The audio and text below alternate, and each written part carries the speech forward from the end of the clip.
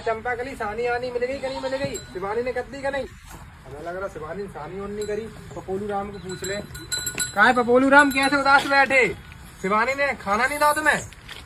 शिवानी की इतनी आदत खराब है, इन्हें बताए नहीं जाए कि हम कल रात में बहुत तेज बारिश हुई, हम तो सोच रहे हैं, हमें तो पता नहीं चली, सबरे कंडे और भीज गए। शिवानी तुमने चंपा कली को सानी नहीं करी? बता पहले मुझे। हमने समझने को सानी कर दी, वे सब खा के बैठे झूठी मत बोलो, ठीक है? पपोलू राम उदास बैठो। वो तो उदासी बैठे रहो, तुम्हारी तरह है, कितो खवा दे तो हाँ, चंपा कली तुम्हारी तरह थोड़ी है, हमारी तरह नहीं है। ये कुछ समझ में आई? दिमाग खराब मत करा करो। भीज गए, दिमाग खराब मत करो।